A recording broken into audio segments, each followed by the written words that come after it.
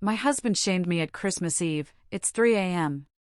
In 60 seconds, I'm going to steal the only thing my husband values more than his life.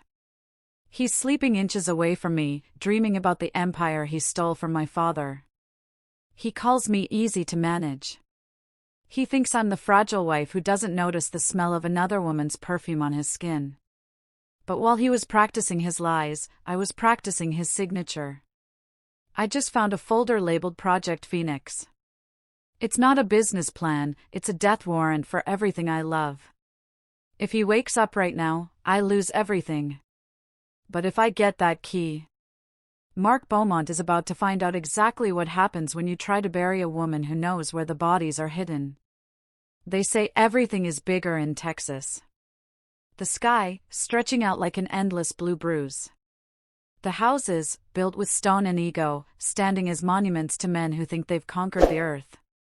The lies, oh, the lies are the biggest of all. They are the bedrock this state is built on. My name is Clara.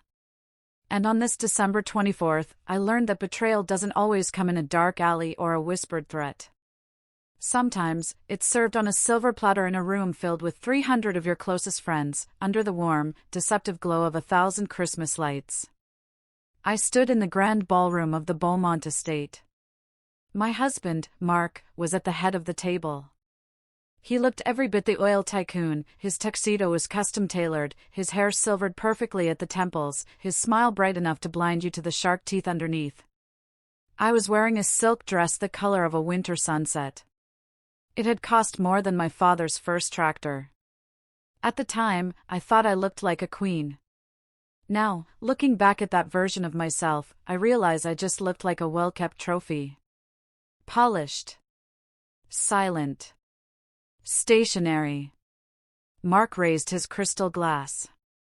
The room went silent. The elite of Houston, the power brokers of Dallas, the cattle kings of San Antonio, they all leaned in. They loved him. They wanted to be him. Friends, Mark began, his voice booming with that practiced, effortless charisma. Christmas is a time for reflecting on our greatest assets. We've had a record year at Beaumont Oil. We've expanded. We've conquered. He turned to me then. He placed a heavy, warm hand on my shoulder. To anyone else, it looked like an affectionate gesture. To me, it felt like a brand. But every great man needs a foundation, he continued, his eyes crinkling in that way that used to make my heart skip. And I have to give credit to my lovely wife, Clara. She's been the best investment I ever made. A few people chuckled.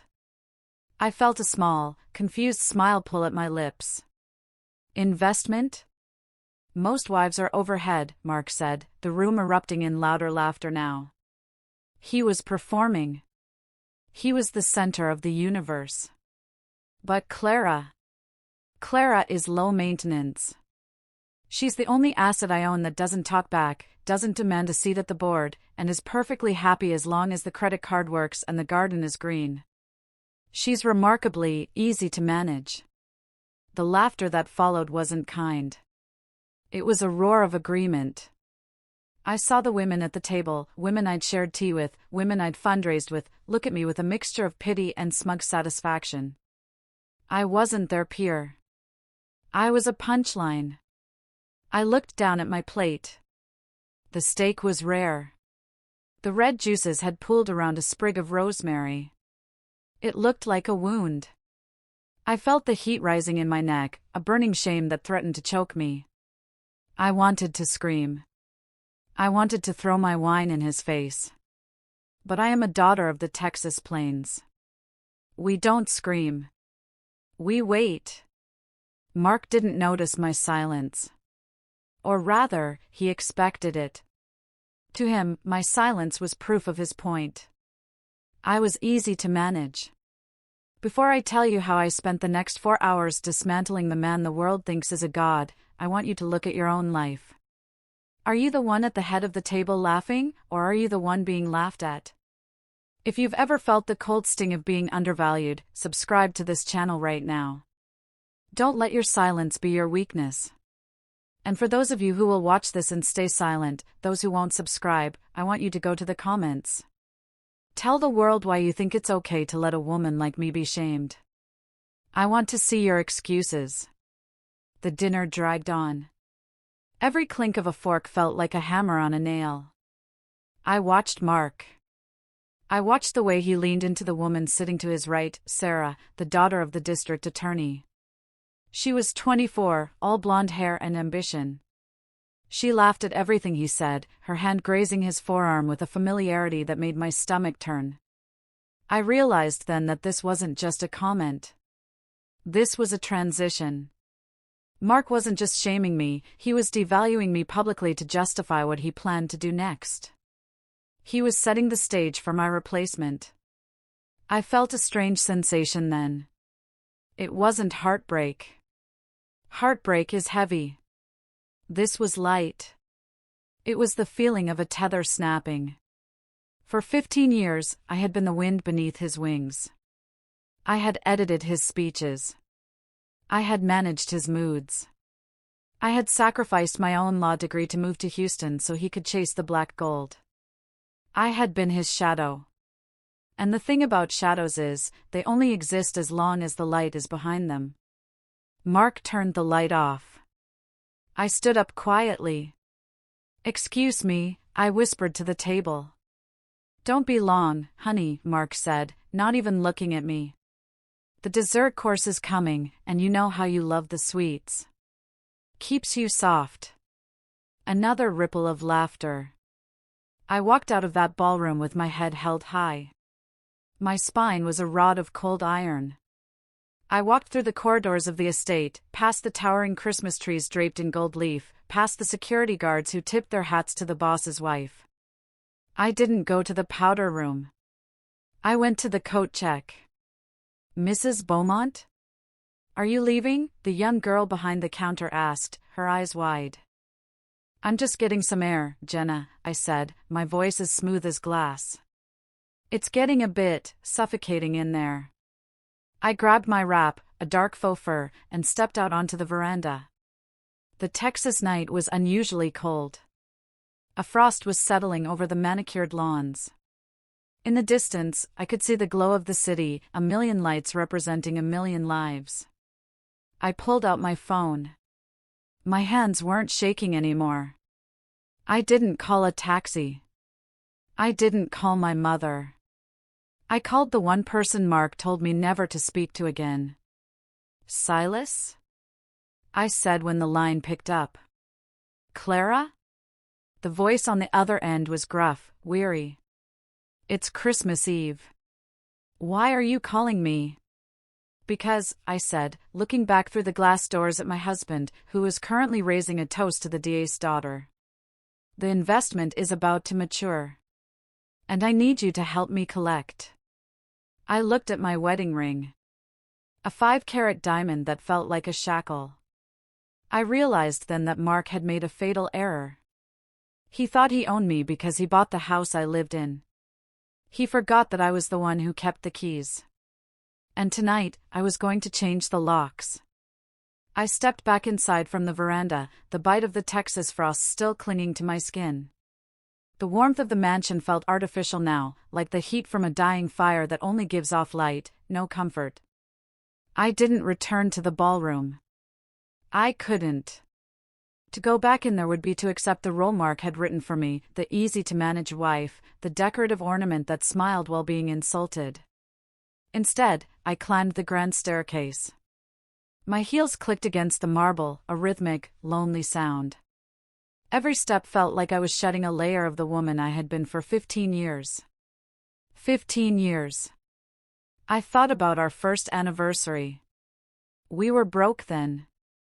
We lived in a cramped apartment in Midland, smelling of grease and dust. Mark had brought me a single yellow rose and promised me the world. I remember thinking I didn't need the world, I just needed him. I would have lived in that dust forever if he had stayed the man who looked at me like I was his North Star. But money doesn't just change people, does it? It reveals them. It's a solvent that dissolves the mask until only the raw, ugly truth remains. and Mark's truth was a cavernous, bottomless greed. I reached the second-floor landing and paused in front of the massive oil painting of us. It was commissioned for our 10th anniversary. In the painting, I'm leaning against him, my hand on his chest. He's looking off into the distance, toward the horizon, toward the next conquest. Even then, the artist had captured it. I was looking at him, and he was looking at everything else. I walked past our bedroom, the room where we shared a bed but hadn't shared a dream in years, and stopped at the door to his private study. This was his sanctuary. His war room, he called it. No one entered without an invitation. Not the cleaners, not the staff, and certainly not his low-maintenance wife. I pushed the door open. The room was dark, lit only by the embers in the fireplace and the moonlight spilling through the floor-to-ceiling windows. It smelled of mahogany, expensive scotch, and that lingering, floral scent I'd noticed earlier. It was Sarah's perfume. She had been in here. Probably sitting in his chair. Probably laughing about the investment downstairs. I didn't turn on the lights. I didn't need to. I knew this room better than Mark realized. I had been the one who curated the books on those shelves.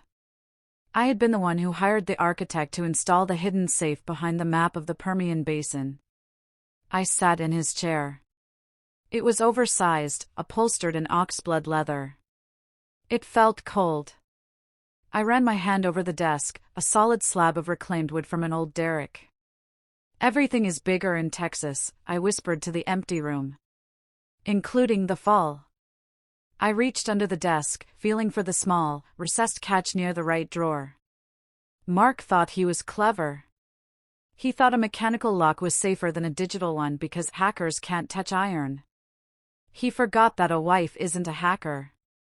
A wife is a ghost that haunts your house while you're still alive. The catch clicked. A narrow compartment slid open. Inside was a leather-bound ledger and a thick blue folder. I pulled the folder out first. It was embossed with the gold seal of Vance & Associates, the most aggressive divorce firm in the state. I opened it, expecting to see a standard filing. I expected him to ask for the house, for a lopsided split of the assets. I was prepared for a fight. But I wasn't prepared for this. As I flipped through the pages, the breath left my lungs. It wasn't just a divorce. It was a systematic erasure. There were documents detailing a voluntary transfer of my family's land, the acreage my father had left specifically to me, not the Beaumont Corporation. There were medical evaluations, signed by a doctor I'd seen once for a migraine, suggesting I was mentally unstable and incapable of managing my own affairs. He wasn't just divorcing me. He was planning to have me declared incompetent. He was going to take the land, take the money, and lock me away in some high-end sanitarium until I was no longer a legal inconvenience. I felt a coldness settle in my chest that no fire could warm. It wasn't sadness anymore. It was a terrifying, crystalline clarity. He had forged my signature on the land deeds. I saw the scrolls of Clara Beaumont at the bottom of the pages. It looked like my handwriting. It was a perfect imitation. He must have practiced it for months. While I was making him breakfast, while I was kissing him goodbye, he was practicing how to kill the Clara the law recognized. I looked at the date on the final page. December 26th. The day after Christmas. He wanted me to sit through one last holiday. He wanted me to smile for the cameras, to play the part of the happy wife one last time, before he pulled the rug out and let me fall into the abyss. I closed the folder. I looked out the window at the dark Texas landscape. My father's land was out there, miles away, but I could feel it. The soil, the oil, the history of my ancestors who had bled for that dirt. Mark thought he could take it because he was the man. He thought he could take it because he had the DA in his pocket. He forgot that I am my father's daughter. And my father always said, if you're going to hit a snake, you don't hit it in the tail. You wait until it's comfortable, and you take the head. I reached for the phone on the desk. I dialed Silas again. Silas wasn't just a family friend, he was a fixer. My father had helped him out of a very dark hole 30 years ago, and Silas had spent his life being the shadow that protected our family. Mark hated him. Mark called him trash. Silas, I said, my voice sounding like it belonged to someone else. Someone older. Someone dangerous. I'm here, Clara. I looked into the shell company like you asked yesterday. And? It's worse than we thought, Silas grunted. The company is registered in Sarah's name. The DA's daughter. Mark is moving the Beaumont assets into her name to shield them from a standard divorce settlement. He's making himself look broke on paper while she holds the keys to the kingdom. I looked at the blue folder on the desk. He's trying to have me committed, Silas. He has medical papers. There was a long silence on the other end of the line. The sound of a match striking. Silas exhaled. Then we don't just move the cattle, Clara. We burn the barn. How fast can you get to the county records office? I asked. It's Christmas Eve, Clara. It's closed. Not for the people who have the keys, I said. And I know where the backup servers are kept for the land registry. Mark's father helped build that infrastructure. Mark thinks he's the only one who knows the back doors. What are you planning? Silas asked, his voice low. I looked at the red silk of my dress. It looked like blood in the moonlight. Mark wants to give me a gift on the 26th, I said. I think it's only fair I give him his gift a little early. I'm going to make sure that by the time he wakes up tomorrow morning, the name Beaumont doesn't own a single grain of sand in the state. Clara, Silas cautioned. If you do this, there's no going back. You'll be the one they come for. Let them come, I whispered. I've been managed for 15 years. I'm looking forward to a little chaos.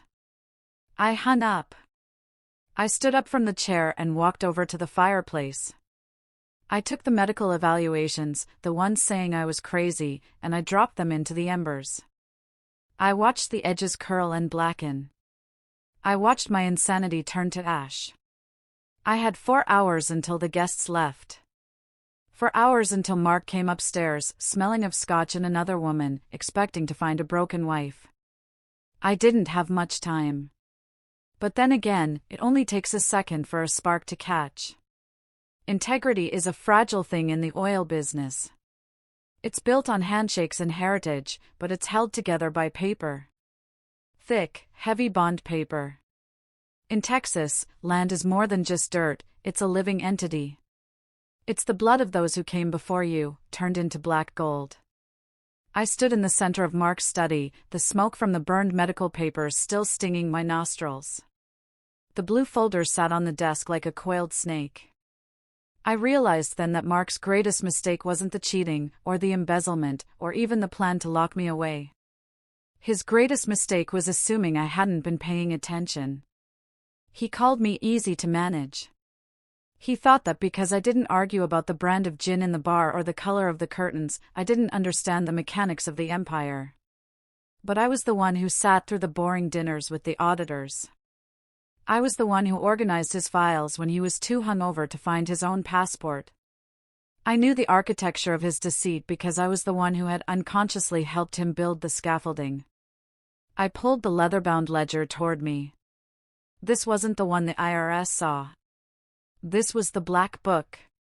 Every man like Mark has one. It's where the real math happens. As I flipped through the pages, I saw the transfers. Thousands of dollars, then tens of thousands, then hundreds. Moving from Beaumont Oil into an entity called Azure Horizon Holdings. I pulled my laptop from the hidden charging station behind the bookshelf. My fingers flew across the keys. I wasn't the fragile housewife anymore. I was a woman with a law degree she'd never been allowed to use, finally putting her education to work. I tracked Azure Horizon. It was a labyrinth of shell companies, zigzagging through the Cayman Islands, then back through a boutique bank in Luxembourg, before finally settling in a private account in Houston. The account holder? Sarah Vance, the district attorney's daughter. It was perfect. If the money was in her name, and she was the DA's daughter, no local prosecutor would touch it. It was a golden circle of protection. Mark wasn't just hiding money, he was buying a dynasty. He was going to marry her, consolidate the power, and use my father's land as the dowry for his new life. I felt a surge of adrenaline. It wasn't the frantic, panicked kind. It was cold. Precise. It felt like the moment before a storm breaks, when the air turns green and the birds go silent. You want to play with shell companies, Mark? I whispered to the empty room. Let's see how you handle a ghost in the machine. I accessed the Beaumont Corporation's internal server. Mark used the same password for everything, King Mark 1. The arrogance was almost laughable. I began to look at the land deeds. My father's land, Section 42 and 43 in Winkler County. The richest deposits in the basin. The papers showed I had sold them to Azure Horizon for a fraction of their value. I didn't just need to take the land back. I needed to make the transfer so toxic that no one would want to touch it. I picked up the phone again. Silas, are you at the secondary location? I'm at the storage facility, Silas's voice crackled. The one Mark keeps the hard copies in. The security is light tonight. They're all at your party, Clara. Good, I said. I need you to find box 704. It's marked personal, private. Inside, you'll find the original deeds my father signed. The ones with the real notary stamp from 20 years ago. And if they aren't there? They're there, I said firmly. Mark is a hoarder. He can't bring himself to destroy the real thing because he likes to look at them. It makes him feel like he's conquered my father. I heard the sound of a heavy door creaking open on the other end. I'm in. Give me 10 minutes. While I waited, I began the digital work. I didn't delete the transfers to Sarah Vance. That would be too simple. Instead, I rerouted the source of the funds. Mark had been taking money from his Tier 1 investors, the big names, the guys with enough power to make a man disappear in the Texas brush. I shifted the digital trail to make it look like Mark was actually stealing from Sarah's father, the district attorney, to pay back the investors. It was a beautiful loop. If the DA found out, he couldn't protect Mark without admitting his own daughter was a part of a money laundering scheme. And if the investors found out, they'd tear Mark apart before he ever saw a courtroom. I was building a cage where every bar was a different person Mark had betrayed. Clara? Silas's voice came back, sounding tense. I found them. But there's something else in here. Something you didn't tell me about. What is it? Photos, Silas said. Of you. 4 months. He's had a private investigator following you. He's been looking for an affair, Clara. He's been trying to find a reason to void your prenup for moral turpitude. I leaned my head back against the leather chair. He had been watching me. While I was at the grocery store. While I was visiting my father's grave. While I was sitting in the park, wondering why my husband didn't look at me anymore. He was hunting me. Did he find anything, Silas? I asked, though I knew the answer.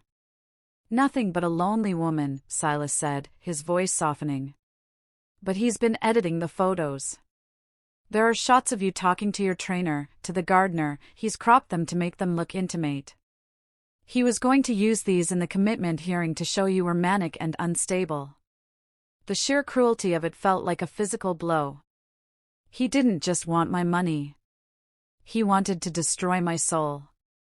He wanted to make sure that when he was finished with me, no one, not even my own memory, would believe I was a good person. Bring the deeds, Silas. And bring the photos. All of them.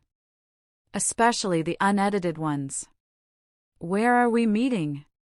The old refinery site at the edge of town, I said. The one Mark is decommissioning for a tax write-off. Meet me there in an hour. I'm leaving the party now. Clara, Silas said. The party isn't over. If you leave now, Mark will notice. He'll know something is wrong. Oh, he won't notice, I said, looking at the security feed on the laptop. Mark was currently leading a group of men into the cigar lounge. Sarah was tucked under his arm. He's too busy celebrating his victory. He thinks the game is already over. I shut the laptop. I stood up, smoothing the silk of my dress. I looked in the mirror one last time. The woman looking back wasn't the easy-to-manage wife. Her eyes were dark, like oil wells. Deep. Pressurized. Dangerous. I grabbed my wrap and slipped out the back service entrance, the same way the caterers and the help left. I was going into the night. And by the time the sun rose over Texas, the man who thought he owned the world was going to find out what happens when you try to bury a woman who knows how to dig. The drive from the estate to the old refinery was the longest 20 minutes of my life. I drove my own car, a modest SUV Mark had bought me because he said a lady didn't need a sports car. I gripped the steering wheel so hard my knuckles turned as white as the frost on the windshield. Behind me, the Beaumont mansion glowed on the hill like a crown of gold. It looked beautiful from a distance. It looked like success. But I knew the foundation was rotted. I knew the walls were held up by forged signatures and broken promises. Every time I checked the rearview mirror, I expected to see the flashing lights of Mark's security detail. I expected him to have noticed the missing folder, the open catch on his desk. But the road stayed dark. The only thing following me was my own shadow. I pulled into the refinery site. It was a skeletal remains of an era long gone, rusted iron towers reaching up into the Texas sky like the ribcage of a dead giant. This was where Mark's father had made the family's first million. Now, it was a graveyard of steel, a place Mark only visited when he needed to hide something or burn something. I saw Silas's truck parked near the old foreman's shack. The headlights were off, but the glow of his cigarette embers signaled his position. I pulled up beside him and killed the engine. The silence that rushed in was deafening. I stepped out into the cold. The wind here didn't whistle, it groaned through the pipes. You're late, Silas said, stepping out of the shadows. He looked older than he had a year ago. His face was a map of hard miles and heavy secrets. He was holding a waterproof briefcase. The traffic was light, I said, my breath hitching in the freezing air. The atmosphere was heavy. Silas handed me the briefcase. Everything is in there. The original deeds from your father. The unedited PI photos. And something I found at the bottom of the safe that I don't think even Mark remembers he has. I opened the case. On top of the papers sat a small, leather-bound diary. It wasn't mine. It wasn't Mark's. It was his mother's. I flipped it open to a marked page. The handwriting was elegant, pained. Lester is teaching Mark that people are like wells, it read. You pump them dry, and when they stop producing, you move to the next field. I fear my son is learning too well. He looks at me now and only sees a liability. The cycle had been going on for generations. Mark wasn't just a monster he'd created himself, he was a product of a lineage that viewed human beings as fuel. He was going to do to me exactly what his father did to her, I whispered. Not tonight, Silas said. Tonight, the well runs dry. I sat in the passenger seat of Silas's truck, using his mobile hotspot to reconnect my laptop. The clock was ticking. It was 11:30 p.m. I need to initiate the ghost transfer, I told him. Explain it to me like I'm a rancher, Clara, Silas said, watching the perimeter. Mark has all his liquid assets tied up in a series of automated buy orders for tomorrow morning, I explained, my fingers dancing across the keyboard. He's planning to buy a massive stake in a new offshore venture to celebrate his new life. I'm not stopping those orders. I'm just changing the destination of the shares.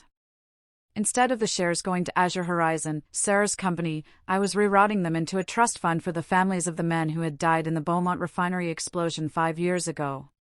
Men Mark had cheated out of their pensions with a legal loophole. It was poetically just. He would spend millions of dollars tomorrow morning, and by the time he realized he didn't own the shares, the money would be in the hands of the widows and orphans he'd ignored for half a decade. And because of the way I'd coded the transfer, it would look like a voluntary charitable gift from Mark Beaumont himself. He can't sue to get it back, I said. Not without admitting the original funds were embezzled from his investors. He'll be forced to take the credit for a selfless act while he goes bankrupt. There's one more thing, I said, looking at the PI photos Silas had provided. I took the photos, the ones Mark had edited to make me look like I was having an affair, and I scanned them. But I didn't just upload the originals. I used the same software Mark's team used to create a new set of images. I took the photos of Mark and Sarah at the gala, the ones taken by the official photographer, and I layered them over the PI's surveillance logs. I made it look like they were the ones being followed. I made it look like Sarah was the one being investigated for corporate espionage against her own father, the district attorney. I was feeding the wolf his own tail. Silas, I need you to hand-deliver this envelope to the DA's office. Not to the main desk. To the confidential tip box in the parking garage. The one the internal affairs officers check at 2 a.m. You're turning the DA against his own daughter? Silas asked, his eyes wide. No, I said. I'm showing the DA that Mark Beaumont is framing his daughter. The DA is a shark, Silas. He loves his daughter, but he loves his career more. When he sees that Mark is using Sarah as a legal shield, he won't protect Mark. He'll crush him to save his own reputation. I handed him the envelope. It was heavy with the weight of a marriage ending. Go, I said. I have to get back to the house before Mark wakes up from his drunken stupor. Clara, Silas said, pausing with his hand on the door. When the sun comes up, there's going to be a lot of blood in the water. Are you sure you're ready to swim? I looked at my reflection in the truck's window. I didn't see the wife. I didn't see the victim. I saw a woman who had finally learned the language of power. I'm from Texas, Silas, I said.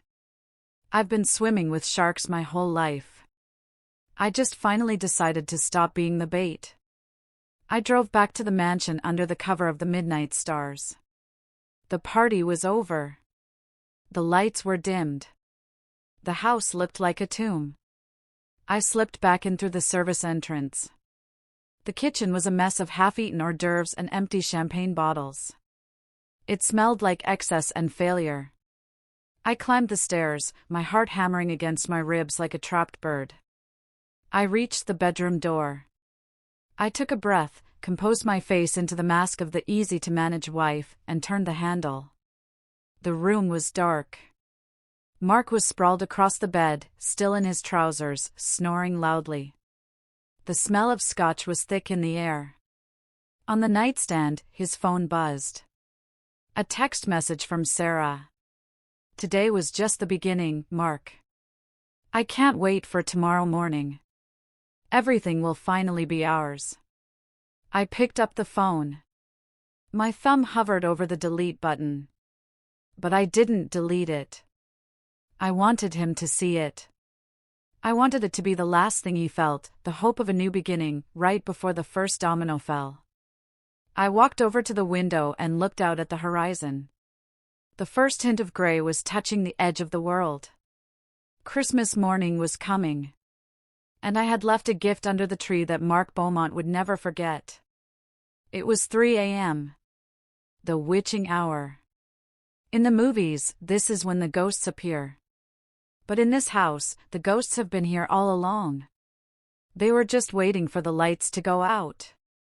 I stood by the edge of our California king-sized bed, watching the man I had loved for half my life. In the moonlight, Mark looked almost innocent. The harsh lines of greed around his mouth were softened by sleep. For a split second, a heartbeat of weakness, I felt a pang of grief so sharp it nearly brought me to my knees. I remembered the way he used to hold my hand when we drove through the hill country. I remembered how he promised we would build something that lasted. He kept that promise. He built a monument to himself. I was just the sacrificial lamb buried under the cornerstone. I moved to his side of the bed. His phone buzzed again on the nightstand. Another message from Sarah. My hand reached out, not to read the text, I already knew its contents, but to take the one thing he valued more than his life, his biometric key. He had it on a chain around his neck. A small, encrypted USB drive that held the keys to his offshore kingdom. He called it his in case of fire drive. He didn't realize that I was the fire. I leaned over him. The smell of expensive scotch and stale cigar smoke was a physical weight. I could see the pulse in his neck. My fingers were inches away from the chain. He stirred. His eyes didn't open, but he let out a low groan, mumbling something about the deeds. I froze. I didn't breathe. I stood there, a shadow in a red silk dress, waiting to see if the predator was waking up. He turned onto his side, the chain slipping against his collarbone. I reached out, my touch as light as a moth's wing, and unclipped the latch. I had it. I backed away, retreating into the hallway. I didn't go back to his study.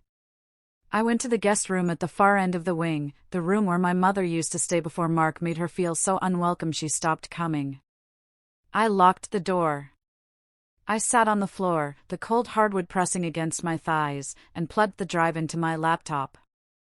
This was the moment of no return. Up until now, I was just a wife looking through drawers. Now, I was a ghost in his machine. The drive opened a hidden partition.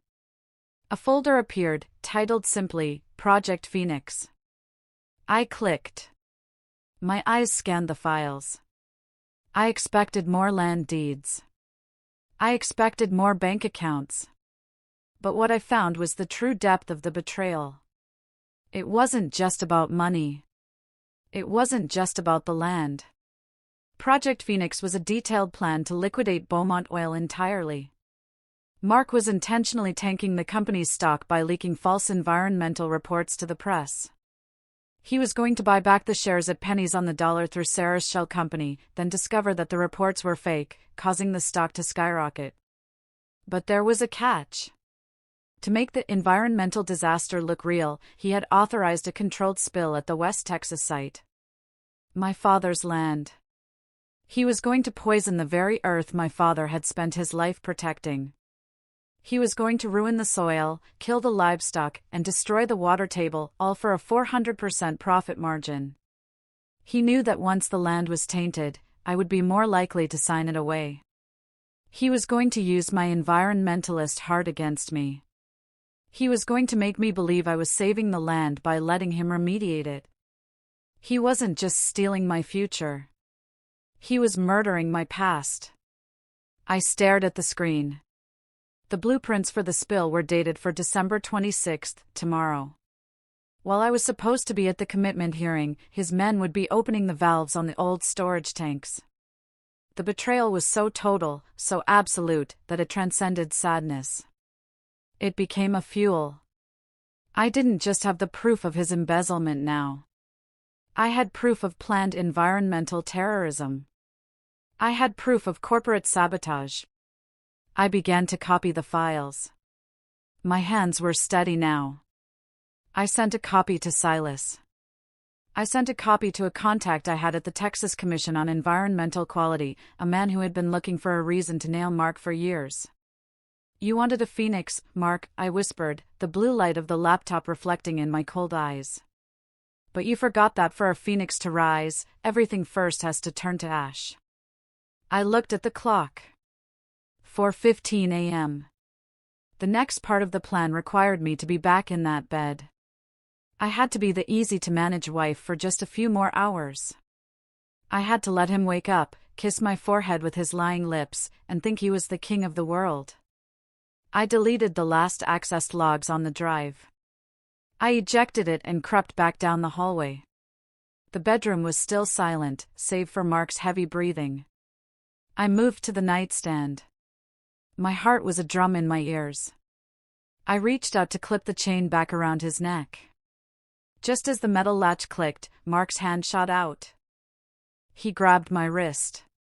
His grip was like a vice, fueled by a sudden, instinctive reflex. His eyes snapped open, bloodshot and unfocused in the dark. "Clara," he rasped, his voice thick with sleep and booze. "What the hell are you doing?"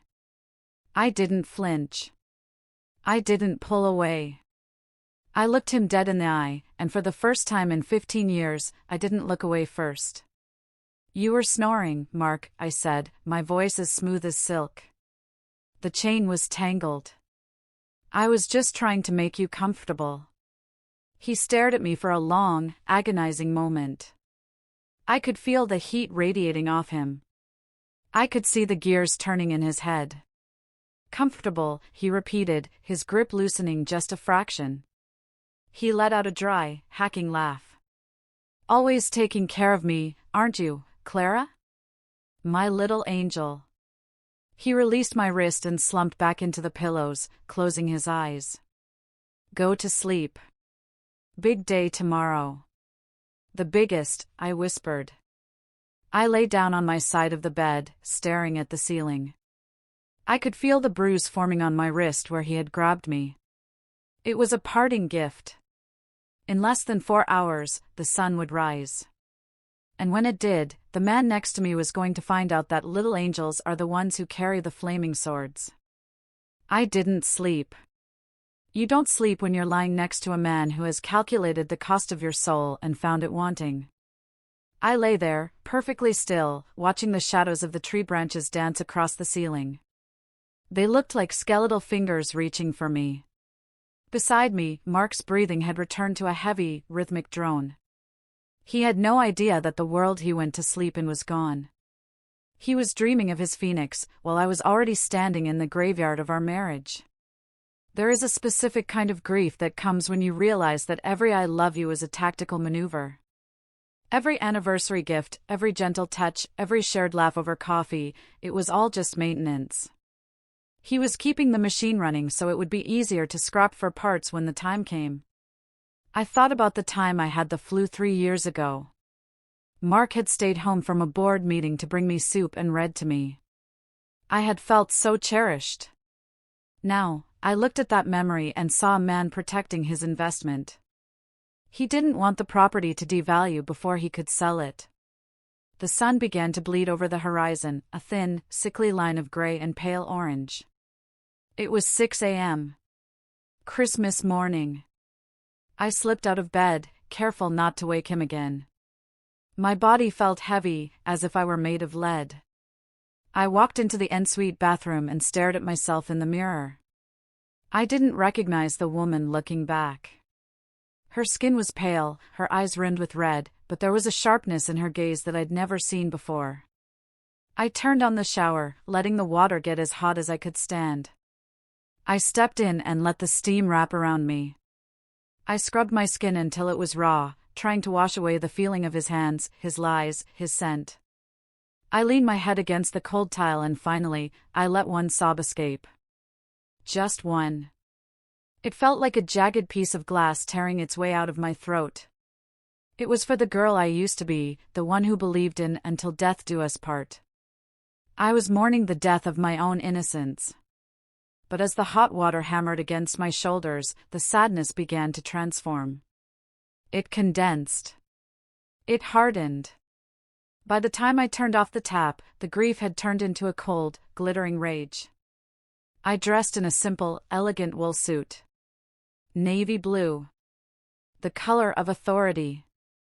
I did my makeup with the precision of a surgeon, hiding the dark circles, sharpening the line of my jaw. I looked like the perfect wife ready for Christmas breakfast. I went downstairs. The house was silent, but the air felt charged, like the atmosphere before a lightning strike. The catering staff from the night before had cleaned the ballroom, but the scent of stale wine still lingered in the carpets. I went to the kitchen and began to make coffee. The ritual was grounding. Scoop. Pour. Filter. Up early, aren't you? I didn't jump. I didn't even turn around. I knew that voice. It was Sarah. I turned slowly. She was standing in the doorway of the breakfast nook, wearing one of Mark's oversized dress shirts, the one I had bought him for his birthday. She was holding a mug of water, looking at me with a smirk that was half pity, half triumph. She wasn't even hiding anymore. Why would she? In her mind, the game was over. By noon, I would be on my way to a facility, and she would be the new mistress of the Beaumont estate. It's Christmas, Sarah, I said, my voice eerily calm. In my family, we wake up early to see what we've been given. She walked toward me, her bare feet silent on the tile. She leaned against the counter, too close. Mark told me you were fragile. He said you might have an episode today. He's worried about you, Clara. Really? I looked at her. Really looked at her. She was young, yes. She was beautiful in a sharp, hungry way. But she was also a fool. She thought she was the partner. She didn't realize she was just the next investment. Mark would do to her exactly what he was doing to me, as soon as her father outlived his usefulness. He's right to be worried, I said, leaning in until I could smell that floral perfume of hers. But not for me. You see, Sarah, a fragile woman is like glass. If you hit her hard enough, she breaks.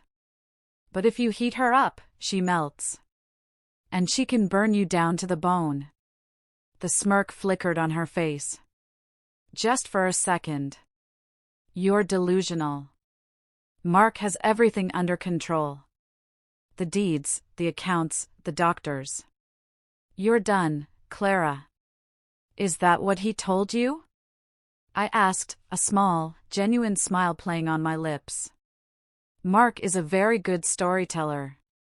It's a shame he didn't check the ending of this one. Mark entered the room, looking refreshed, his eyes bright with the excitement of a man about to commit a perfect crime.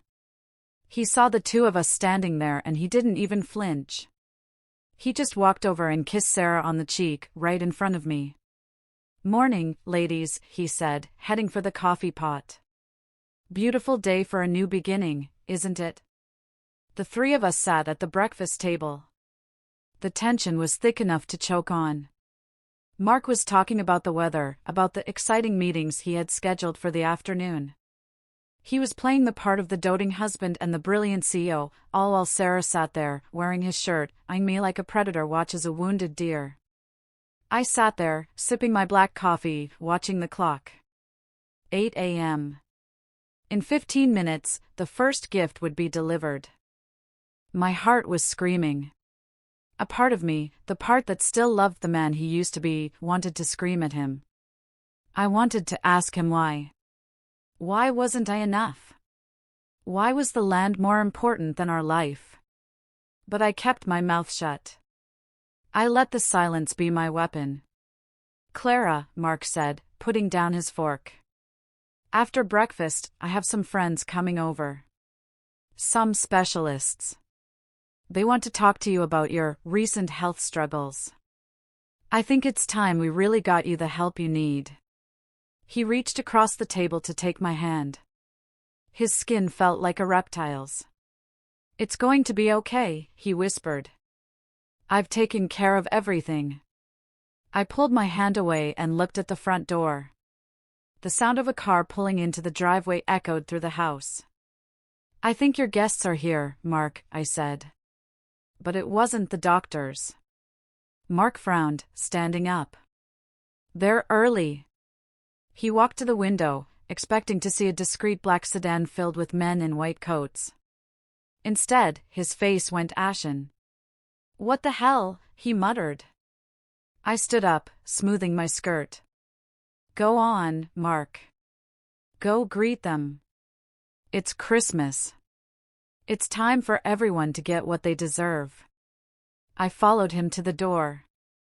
Standing on our porch weren't the specialists. It was the local sheriff, 2 men in suits from the state attorney's office, and a very grim-looking man from the Environmental Protection Agency. And standing right behind them, holding a briefcase, was Silas. Mark turned to me, his eyes wide with a sudden, blinding terror. Clara, what did you do? I didn't answer. I just looked at the horizon, where the Texas sun was finally, fully, beginning to burn. They say that in the desert, the most dangerous thing isn't the heat, it's the mirage. The thing you think you see that keeps you walking until your lungs turn to dust. Mark had spent 15 years building a mirage for me. He'd built a world of silk and stone, of good investments and easy management. But as I stood on that porch, watching the color drain from his face, the mirage evaporated. For the first time, Mark wasn't looking at a fragile wife. He was looking at the reality he had tried so hard to bury. He stood there, framed by the massive oak doors of our home, his hand still gripping the brass handle as if it could anchor him to his vanishing empire. The sheriff, a man Mark had played poker with for a decade, didn't tip his hat this time. He didn't smile. He held a manila envelope like it was a death warrant. Mark Beaumont, the sheriff said, his voice echoing in the crisp morning air. We have a warrant to seize all digital records and physical ledgers pertaining to Beaumont Oil and the subsidiary known as Azure Horizon. Mark's mouth opened, but no sound came out. He looked like a fish gasping for air on a dry dock. Behind him, Sarah had appeared in the foyer, her face pale, the oversized shirt she wore now looking like a shroud. There must be some mistake, Jim, Mark finally stammered, his titan of industry voice cracking at the edges. It's Christmas morning. Surely this can wait until the holiday is over? My wife, she's been under a lot of stress. I have doctors coming. The only doctors coming, Mark, I interrupted, stepping forward until I was standing shoulder to shoulder with him, are the ones who are going to perform an autopsy on your bank accounts. He turned to me, his eyes wide with a feral, desperate rage. Clara, shut up. You don't know what you're talking about. You're having an episode. Sheriff, you see? She's delusional. Actually, Mark, the man from the EPA stepped forward. Mrs. Beaumont provided us with a very detailed map of the proposed Phoenix spill site. Along with the authorization codes you signed last night at 11:45 p.m. From your personal laptop. The silence that followed was absolute. It was the sound of a man's world collapsing inward.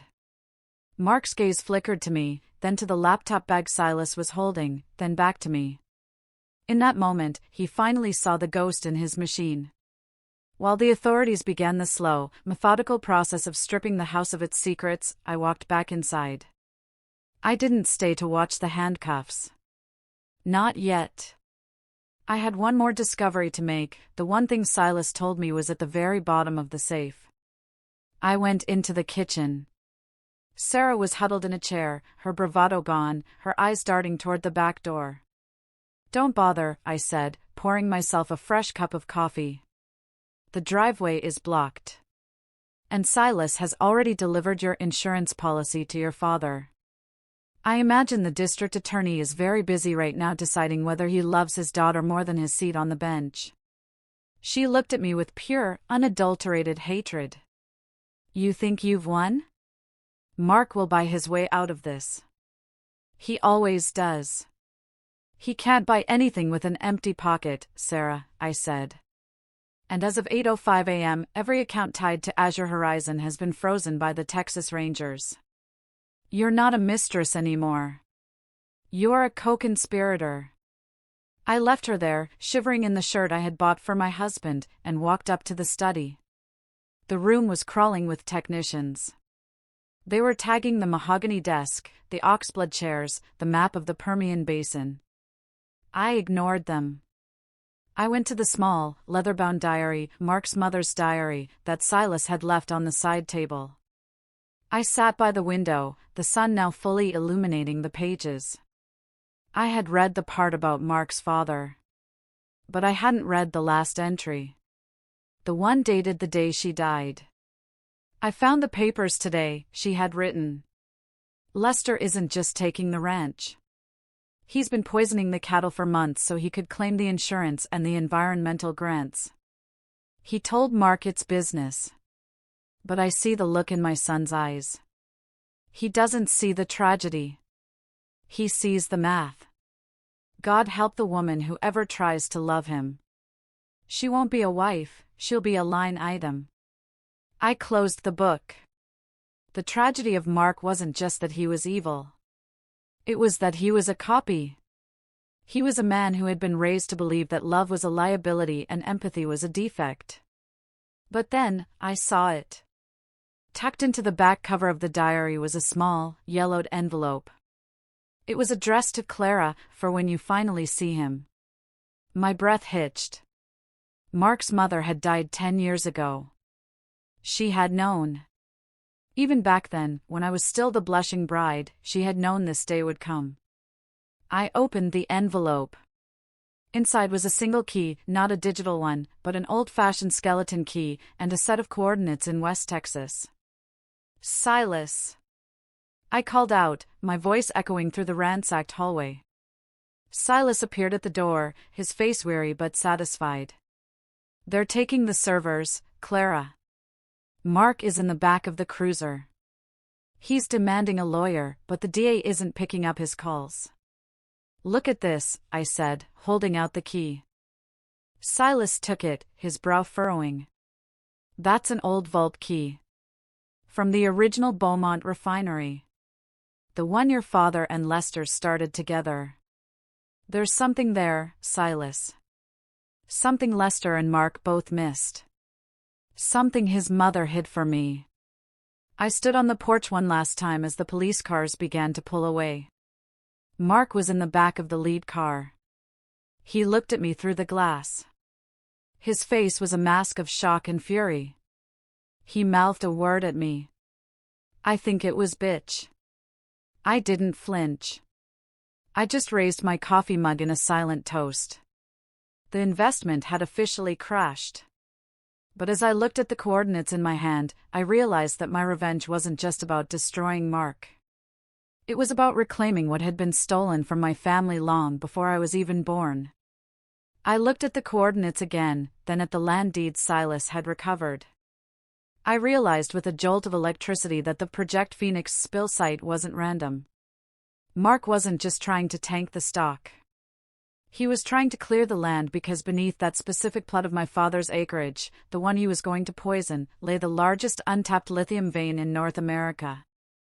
He didn't just want the oil. He wanted the future of energy.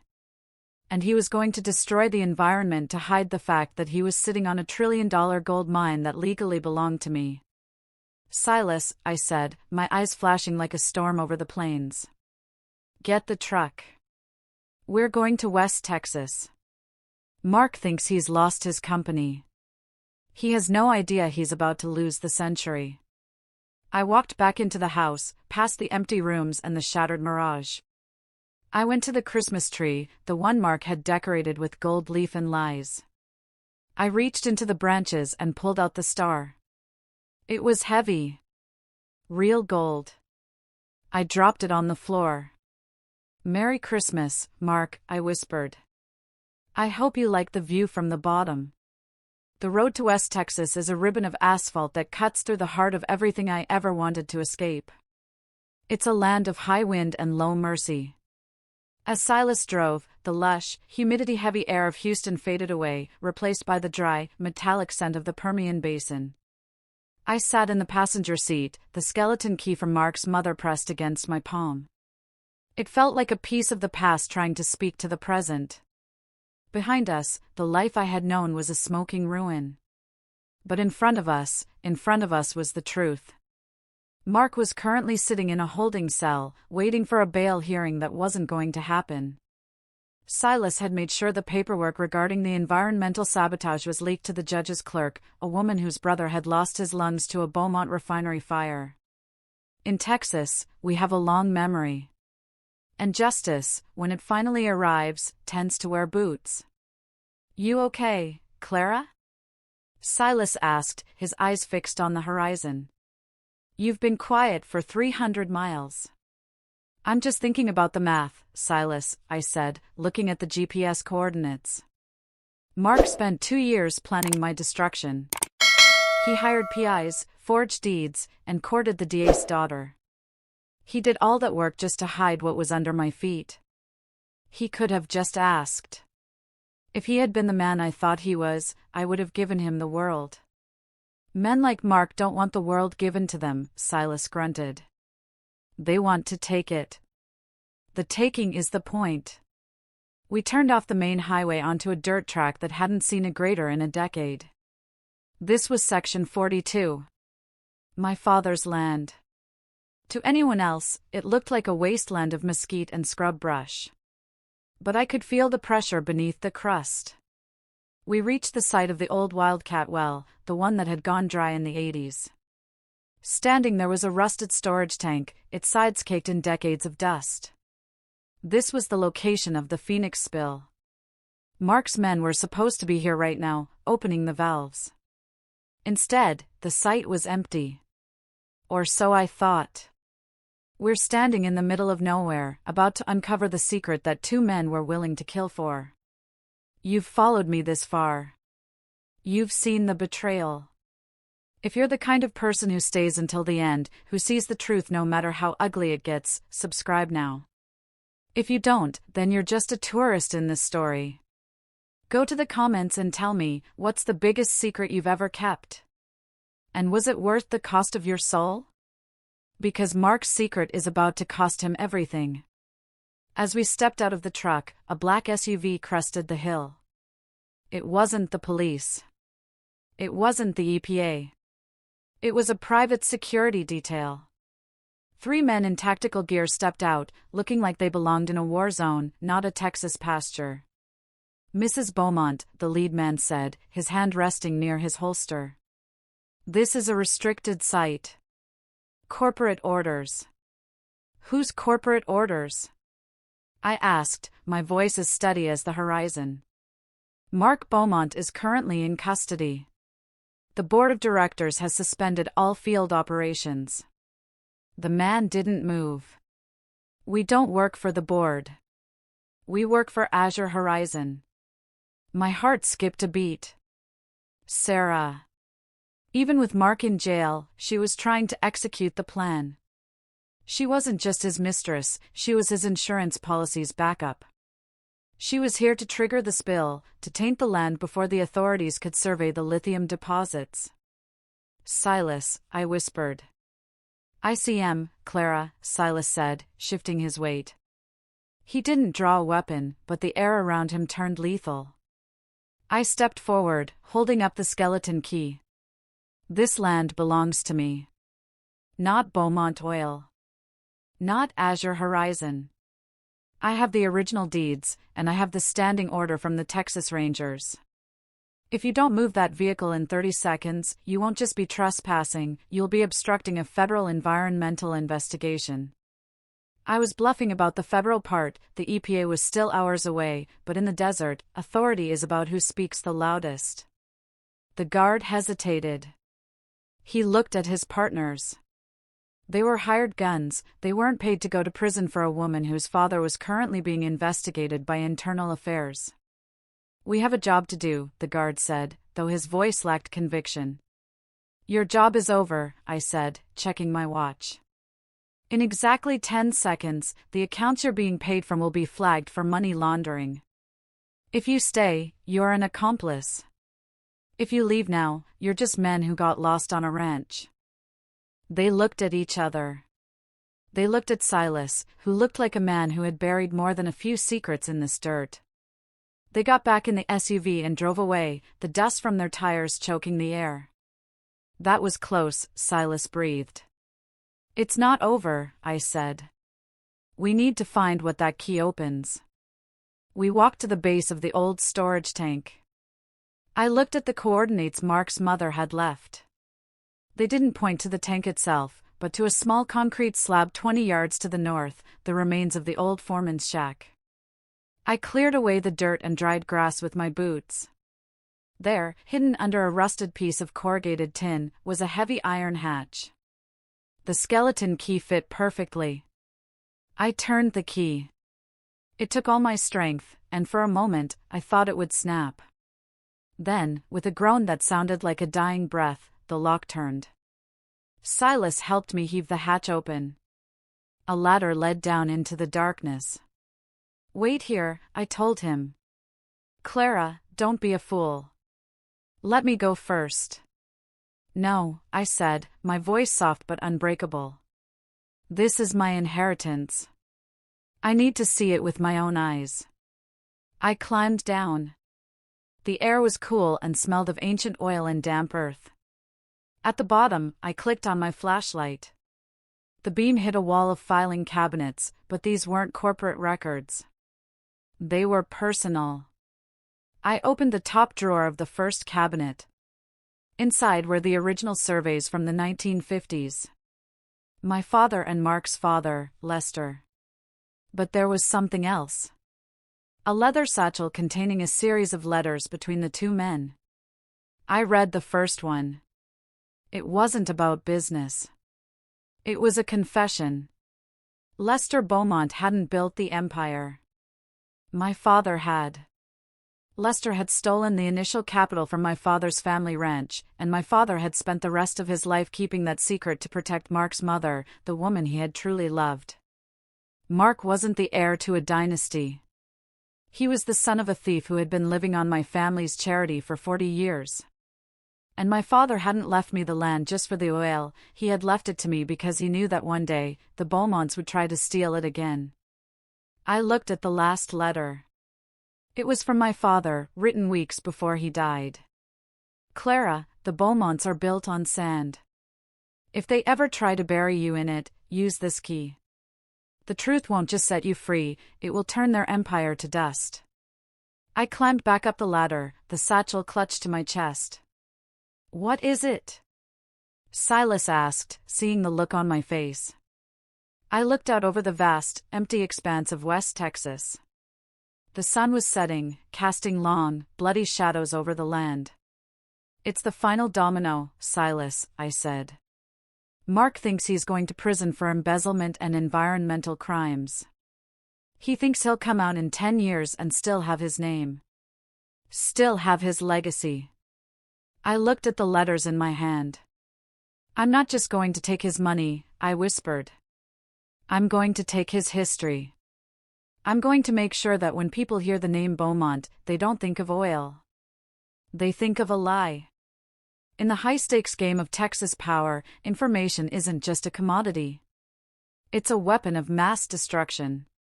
You don't fire it all at once. You leak it. You let it bleed out, drop by drop, until the enemy is so weak from the loss of blood they can't even hold their own shield." I sat in the back of Silas's truck as we drove away from the hidden vault, the satchel of my father's letters resting on my lap like a loaded gun. Behind us, the old refinery site was fading into the purple twilight of the desert. Mark was in a jail cell in Houston, but the monster he'd built, the Beaumont legacy, was still standing. To kill a beast that large, you don't go for the heart. You go for the reputation. Because for a man like Mark, being a criminal is a temporary setback. Being a fraud? That's a death sentence. I opened my laptop, the screen illuminating the dark cab of the truck. I wasn't looking at bank accounts anymore. I was looking at the board of directors. These were men who had toasted Mark on Christmas Eve. Men who had laughed at his jokes while he shamed me. "Silas," I said, my eyes fixed on a name on the screen. "Who is the most prideful man on the Beaumont board?" "That'd be Arthur Sterling," Silas grunted, his eyes on the road. "Old money. His family's been in Houston since the bayou was just a swamp. He hates scandal more than he loves profit." "Perfect," I whispered. "Let's see how he feels about being a pawn in a thief's game." I didn't send the letters to the police. Not yet. I sent a single, high-resolution scan of the 1954 confession, the one where Lester Beaumont admitted to stealing my father's capital, directly to Arthur Sterling's private, encrypted email. I didn't include a threat. I didn't ask for money. I simply wrote, "The foundation of Beaumont Oil is built on a theft. The deeds you hold are legally void. You have 4 hours to decide if you want to be a witness for the prosecution or a defendant in the class action suit." I watched the delivered icon turn to read in less than 2 minutes. The strategy was simple: isolation. If I could turn the board against Mark before he even made bail, he wouldn't just be a man in jail, he'd be a man without an army. Next, I turned my attention to Sarah. She was still in the house, likely frantically calling her father. It was time to test her loyalty. I sent her a message from an anonymous number. "Mark didn't just put the shell company in your name to hide money, Sarah. He put it in your name so you would take the fall for the environmental spill. Look at the authorization of liability clause in the Azure Horizon contract. He's already signed your name to the cleanup costs. $300 million, Sarah. He didn't choose you for your beauty. He chose you for your father's signature and your own expendability." I knew Sarah. She was ambitious, but she was a survivor. The moment she realized Mark had built a trap with her inside it, she would turn on him faster than a rattlesnake in a heatwave. "What's the play, Clara?" Silas asked, sensing the shift in my energy. "We're testing the structural integrity of Mark's lies," I said. "I've pulled the first brick. Now we wait for the sound of the crack." My phone rang. It was an unknown number from the Houston area code. I knew it was the jailhouse phone. I let it ring. Then it rang again. And again. On the 4th time, I picked up. I didn't say a word. "Clara?" Mark's voice was a jagged mess of desperation and fury. "Clara, you listen to me. You get Silas to pull those files. You tell the sheriff you were confused. I'll make this go away. I'll get you the best doctors, we'll move to the coast." "Mark," I said, my voice as flat as a grave marker. "Did you know your mother kept a diary?" The silence on the other end was cold. I could hear the background noise of the jail, the shouting, the clanging of metal. "She knew, Mark," I continued. "She knew what your father did to mine. She knew how you were raised. She left me the key to the vault." "That vault is corporate property," he hissed. "Whatever is in there belongs to the company." "The company doesn't exist anymore, Mark," I said. "Arthur Sterling just called for an emergency board meeting to discuss dissolution and restitution." "And Sarah?" "She's currently at the district attorney's office, but she's not there to get you out. She's there to sign an immunity deal. You called me easy to manage, Mark. You said I was a good investment. But you forgot the first rule of investing: always check the exit strategy. Mine is much better than yours." "I'll kill you," he whispered, a sound of pure, unadulterated venom. "I'll spend every cent I have to make sure you never see the sun again. You don't have any sense left, Mark. You have debts. And in Texas, we don't just take the money. We take the land. I'm going back to the ranch now." "My ranch?" "The one you tried to poison." I hung up. I looked out the window at the passing telephone poles. They looked like crosses against the twilight sky. The first phase of the execution was complete.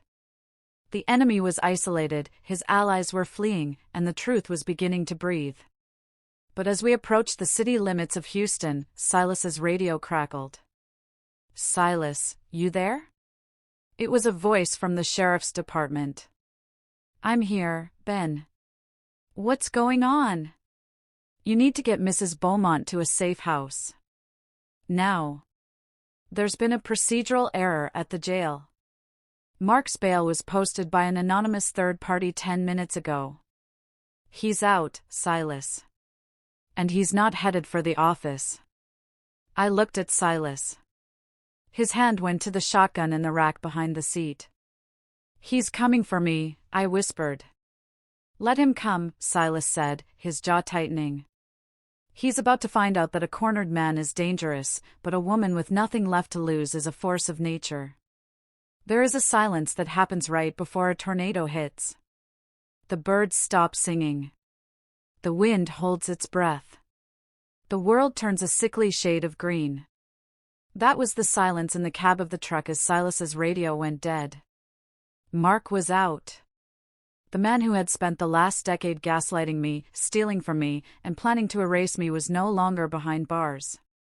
He was a predator back in the tall grass. "He shouldn't have been able to make bail," Silas muttered, his knuckles white on the steering wheel. "Not with the EPA charges." Someone with serious weight pulled a string, Clara. Someone who needs Mark on the outside to keep their own secrets buried. I looked out at the rain-slicked highway. It's not the board, and it's not the DA. They've already jumped ship. I felt a cold realization settle in my marrow. It's the investors. The big ones. The ones Mark was stealing from. It sounded counterintuitive. Why would the people he robbed set him free? Unless they didn't want him in a courtroom where he could talk. They wanted him in a private room where they could settle the debt in the old Texas way. "Silas, he's not coming to the ranch to kill me," I said, my voice steadying. "He's coming to the ranch because it's the only place he has left to hide.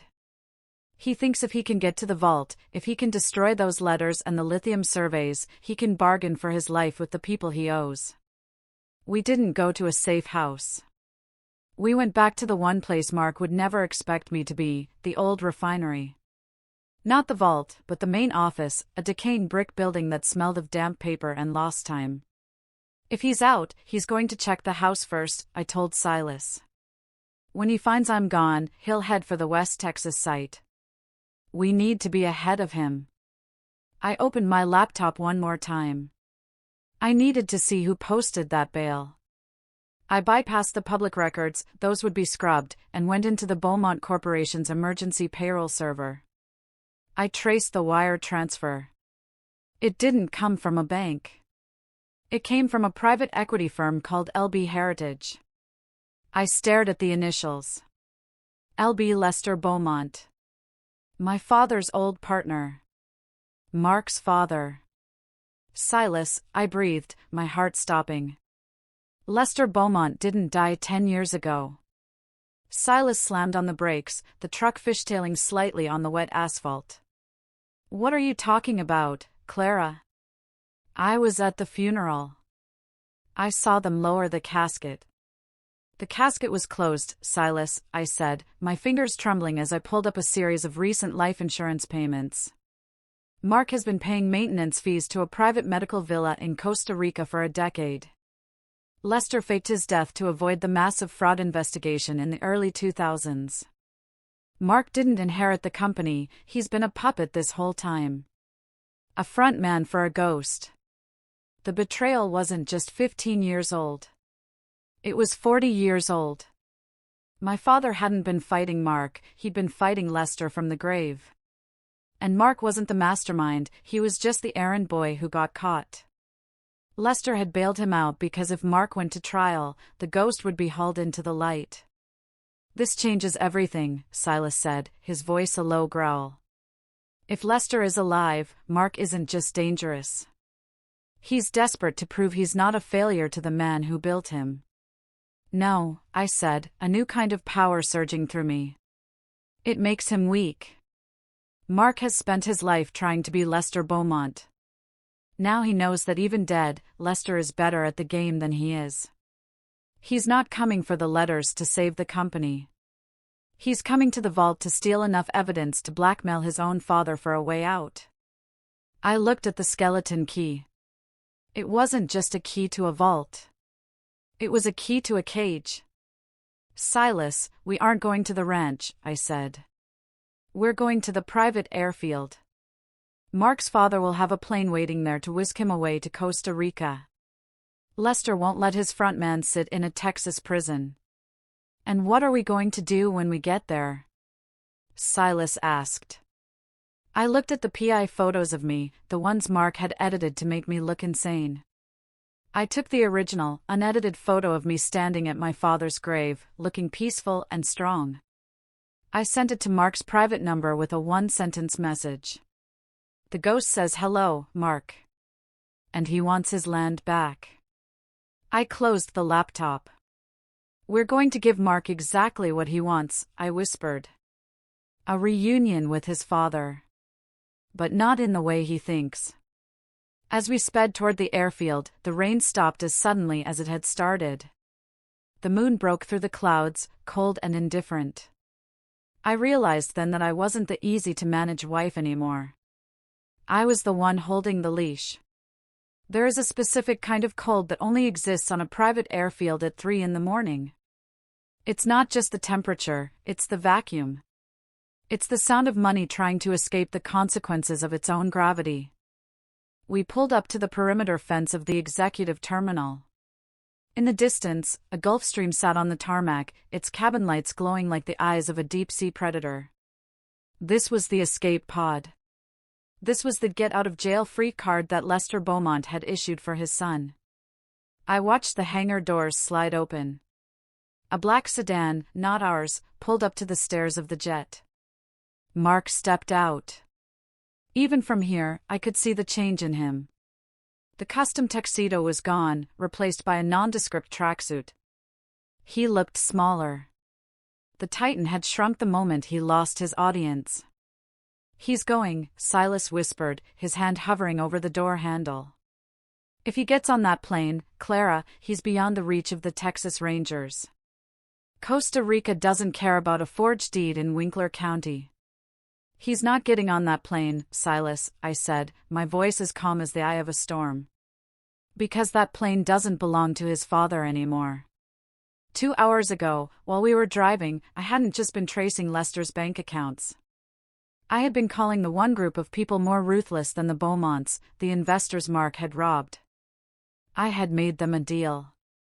I gave them the coordinates to Lester's private medical villa and the tail number of this jet. In exchange, they used their considerable legal and extra-legal influence to put a lien on the aircraft.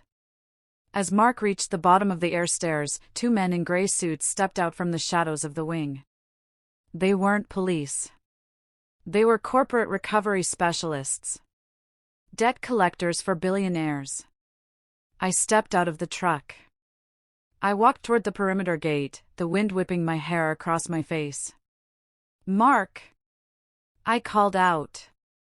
My voice wasn't a scream. It was a bell tolling in the dark. He froze. He turned, squinting through the rain and the floodlights. When he saw me, his face contorted into something subhuman. He tried to run toward the stairs, but the men in gray blocked his path. She's crazy! Mark yelled, pointing at me. That woman is mentally unstable. I have the papers. Let me on the plane. The papers burned, Mark, I said, walking closer until only the chain-link fence separated us. Just like your father's death is about to burn. The lead recovery agent looked at me and nodded. Then he turned to Mark. Mr. Beaumont, this aircraft has been seized as collateral for the outstanding debts owed to the Sutherland Group. Furthermore, we have a warrant, not for your arrest, but for a deposition regarding the whereabouts of Lester Beaumont. Mark's knees buckled. He looked at the plane, his father's promise, and then he looked at me. You told them, he whispered, the realization finally breaking him. You told them he was alive. I didn't just tell them he was alive, Mark, I said, leaning against the fence. I told them where he keeps the second ledger. The one he used to keep track of the money he stole from them while you were busy stealing from me. At that moment, the Real police arrived. Not the local sheriff, but the feds. The procedural error that allowed Mark to make bail had been caught, or rather, the person who allowed it had been threatened with a bigger charge. The handcuffs went on again. But this time, they weren't the standard ones. These were the heavy-duty ones used for flight risks. As they led him toward the cruiser, Mark stopped. He looked at me, and for the first time in our marriage, he really saw me. He didn't see an asset. He didn't see an easy-to-manage wife. He saw the person who had dismantled his life with the same cold precision he used to dismantle companies. "Why?" he asked, his voice breaking. "I gave you everything. The house, the jewelry, the name. You gave me a cage, Mark," I said, my voice low so only he could hear.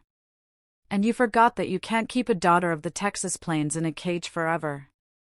We eventually learned how to pick the locks. I reached into my pocket and pulled out his wedding ring, the one I had taken off his nightstand. I tossed it through the fence. It landed in the oil-stained puddle at his feet. "Consider the investment closed," I said. As the police car pulled away, Silas walked up beside me. "It's over, Clara. He's going to a federal holding cell. No bail this time." "It's not over, Silas," I said, looking at the Gulfstream jet. "The investors didn't just seize the plane. They realized that if the Beaumont deeds are void, the lithium rights revert to the original owners next of kin." I pulled a document from my bag. It was the settlement and release the investors had signed an hour ago in their rush to get to Lester. "They traded the land rights for the location of the offshore accounts," I whispered. "I don't just own the ranch now, Silas. I own the mineral rights to the entire basin. I'm not just the widow of a fraud. I'm the head of the new energy corridor." Silas looked at me, a glimmer of respect, and maybe a little fear, in his eyes. "What are you going to do now?" I looked at the sunrise, the sky turning a deep, bruised purple. "I'm going to go home," I said. "And for the first time in 15 years, I'm going to sleep in a house where the only ghost is the one I choose to keep." They say that when a titan falls, it's not the impact that kills the forest, it's the vacuum. The space where they once stood collapses, sucking everything nearby into the void. Mark was gone, headed to a windowless room in a federal building, but the dominoes he had lined up for 15 years were only just beginning to topple.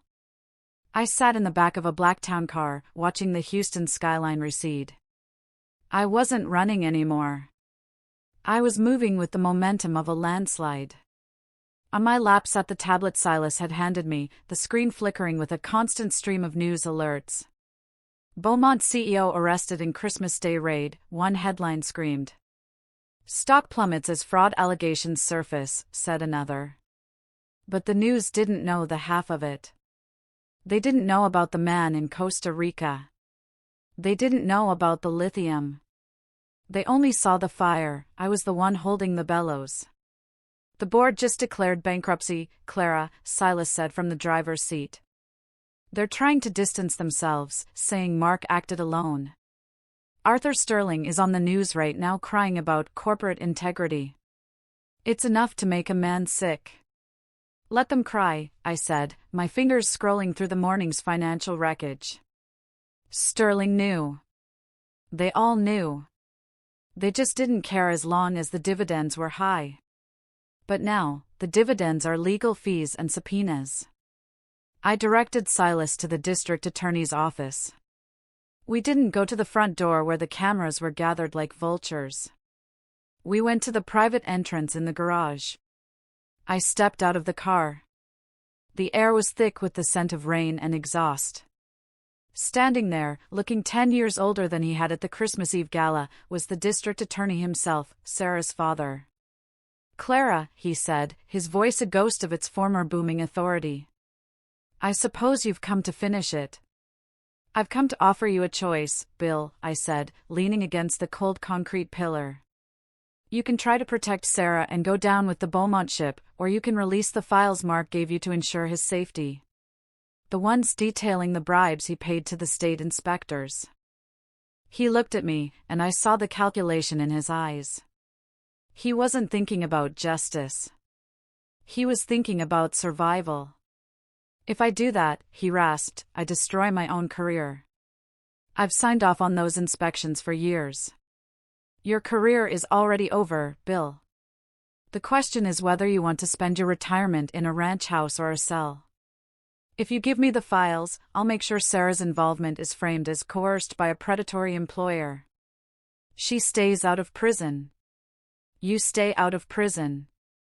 But the Beaumont name? That dies today. He reached into his coat pocket and pulled out a thumb drive. He handed it to me with a trembling hand. She's my only daughter, Clara, he whispered. You should have thought of that before you let her play with fire, I said, taking the drive. As we drove away, I felt the weight of the drive in my hand. It was the final nail. With this, the entire infrastructure of Beaumont Oil, the crooked inspectors, the bought-off politicians, the shell companies, would be exposed. I plugged the drive into my laptop. But as I began to sort through the files, I found a subfolder labeled Lester 1994. I clicked. My heart stopped. It wasn't just bribes. In 1994, my father had tried to blow the whistle on Lester. He had gone to the DA's office, to this very office, with proof of the original theft. But the DA back then wasn't Bill. It was his father. They had suppressed the evidence. They had threatened my father, telling him that if he spoke up, they would frame him for the very crimes Lester was committing. That was why my father stayed quiet. That was why he died with a secret that ate him alive. He wasn't protecting Mark's mother, he was protecting me. They had threatened to take me away from him. Silas, I whispered, the tears finally stinging my eyes. They used me. They used a 5-year-old girl to keep a man silent for 30 years. The rage that washed over me then was unlike anything I had felt before. It wasn't the sharp, hot anger of the gala. It was a cold, deep-sea pressure. They didn't just steal the land, Silas. They stole my father's life. They turned him into a ghost while he was still breathing. What do we do? Silas asked, his voice thick with a mirrored fury. We don't just leak the files, I said, my voice sounding like it was coming from a great distance. We trigger the clawback clause. In Texas law, if a contract is proven to be signed under duress or through a conspiracy of fraud, every asset transferred under that conspiracy can be seized by the state and returned to the victim's estate, including the interest. I looked at the digital map of the Beaumont holdings. I'm not just taking the ranch, Silas, I whispered. I'm taking the towers. I'm taking the fleet. I'm taking every brick they built with my father's silence. I looked out the window. The sky was clear now, a piercing, bright blue. It's time for the Beaumonts to see what it's like to have nothing but a name that no one wants to say. There is no smell quite like a county jail interview room. It's a mixture of industrial floor wax, stale sweat, and the pungent, invisible scent of desperation. It's a place designed to strip you of your dignity before the law even decides if you're guilty. I sat on one side of the plexiglass. I wasn't wearing the navy suit anymore. I was wearing a simple black sweater and jeans. I didn't want to look like a titan. I wanted to look like the woman he had tried to bury. I wanted him to see exactly what he had lost. When the door opened and Mark was let in, I almost didn't recognize him. The silver hair was disheveled. The orange jumpsuit hung off his shoulders, making him look frail. The arrogance that usually radiated off him like heat had been replaced by a twitchy, frantic energy. He looked like a man who had spent 48 hours realizing that his name no longer carried any weight.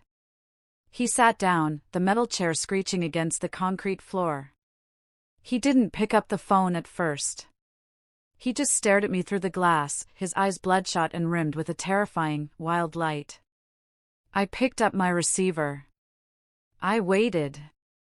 Finally, with a hand that shook visibly, he picked up his. You think you're clever, don't you? His voice was a raspy hiss through the speaker. You think you've won. You're sitting out there, playing the grieving widow, while I'm rotting in here because you couldn't keep your mouth shut. I didn't come here to argue, Mark, I said. I came to give you a preview of the next 10 years of your life. Did you see the news this morning? Arthur Sterling has resigned. The board is liquidating. They're using your personal assets to pay the initial settlements for the EPA fines. Mark slammed his hand against the glass. That's my money. I built that. I spent 15 years making you a queen, and this is how you repay me? By handing my life over to the feds? You didn't build anything, Mark, I said, leaning in until my breath fogged the plexiglass. Your father stole the capital. The DA's father covered up the crime. And you? You just inherited a lie and tried to polish it. But the polish is gone now. Underneath, it's just rust. I watched his face. The rage flickered, replaced for a second by a genuine, pathetic fear. My father. Lester will get me out. He's already working on it. This is just a temporary setback. Lester isn't coming for you, Mark, I whispered. I sent the investors to Costa Rica. They didn't go there to visit him. They went there to recover the $40 million he siphoned off their accounts last year. Your father didn't bail you out to save you. He bailed you out so you could be the distraction while he tried to move the rest of the money. He left you, Mark. Just like he left your mother. Just like you were going to leave me. It's the Beaumont way, isn't it? Every man for himself, and the women are just line items. He shook his head, a frantic, rhythmic movement. No. No, he wouldn't. He needs me. I'm the face of the company. There is no company. There is only a pile of lawsuits and a lithium deposit that you will never touch. I've already filed the clawback petition. By the time you get out of prison, the name Beaumont won't be on a single building in this state. It'll be a footnote in a textbook about the greatest fraud in Texas history. Mark's eyes fixed on mine. The twitching stopped. A cold, predatory clarity returned to his gaze. You think you're so righteous, he spat. But you're just like me, Clara. You used Silas. You used the investors. You used the law like a scalpel. You enjoyed it. I saw your face at the airfield. You loved seeing me in chains. I felt a chill. Because he wasn't entirely wrong. I hadn't just sought justice, I had sought destruction. I had enjoyed the feeling of the power shifting into my hands. The difference, Mark, I said, my voice trembling only slightly, is that I did it to stop a monster. You did it to become one. My father spent 30 years in silence because he loved me more than his pride. You spent 15 years lying because you loved your pride more than anything else. I reached into my bag and pulled out the PI photos, the unedited ones of me at the grave. I held it up to the glass. I'm not the woman in your files anymore, I said. I'm the woman who owns the dirt you tried to poison. And I'm going to spend the rest of my life making sure that land flourishes, while you spend yours in a room that smells like floor wax. Mark leaned forward, his voice dropping to a whisper that even the receiver struggled to pick up. You think you've won the land? Check the title again, Clara. My father didn't just forge your name. He forged his own death certificate to put the land in a blind trust that only triggers upon his second death. As long as he's alive in Costa Rica, you can't touch the lithium. And if he dies? The trust goes to the state unless a male heir claims it. He smiled then, a ghastly, broken smile. I'm the only male heir, Clara. You can keep me in here forever, but you'll be sitting on $1 trillion you can't spend. We're still in the cage together. I didn't blink. I didn't let him see the shock. I already checked the trust, Mark, I said. And you're right. It requires a male heir. But it doesn't specify which Beaumont. I pulled out a final document. A birth certificate from 1982. A child born to a woman Lester had discarded long before he met Mark's mother. A son Silas had helped hide for 3 decades. Meet your brother, Mark, I whispered. He's a schoolteacher in El Paso. He's a good man. And he just signed over his power of attorney to me. Mark's face went completely blank. The phone slipped from his hand and hit the floor with a dull, plastic thud. He stared at the birth certificate as if it were a ghost. I hung up my receiver. I stood up and walked toward the door. I didn't look back. I had one more chapter to write. And it didn't involve him at all. They say a cornered animal is at its most dangerous. But a cornered dynasty? A dynasty is different. When a dynasty realizes it's over, it doesn't just fight, it tries to take the whole world down with it. It tries to burn the map so no one else can find the way home. I was back in West Texas, but not at the ranch. I was at the glass house, the brittlest concrete and steel fortress Mark had built on the edge of the Davis Mountains. It was his retreat, his ego's hideout. I wasn't alone. Silas was with me, and so was David, the other Beaumont. The schoolteacher from El Paso. David didn't look like Mark. He had his mother's eyes, kind, tired, and honest. He didn't want the lithium. He didn't want the billions. He just wanted the truth of why his father had abandoned him to be acknowledged. I had promised him that, and in return, he gave me the one thing the law required, a legitimate Beaumont signature that wasn't stained by fraud. We entered the glass house. It was empty of people, but the air felt charged. The lights were on, humming with a low, parasitic energy. The server room is in the basement, Silas said, checking his watch. The investors in Costa Rica just called. Lester is gone, Clara. He slipped out of the villa 20 minutes before they arrived. He's not running to another country. He's coming here. We didn't have much time. I knew Lester's goal. He wouldn't care about the house or the furniture. He was coming for the dead man's switch, a physical server rack that controlled the encryption keys for every offshore account and, more importantly, the environmental sensors at the lithium site. If Lester could reach that server, he could trigger a catastrophic failure at the wellhead, causing a massive, permanent contamination that would make the lithium unextractable for a century. If he couldn't have the future, he would ensure no one else could. We reached the server room. The door was reinforced steel. "Open it," I said to David. David stepped forward, his hand trembling as he pressed his thumb to the scanner.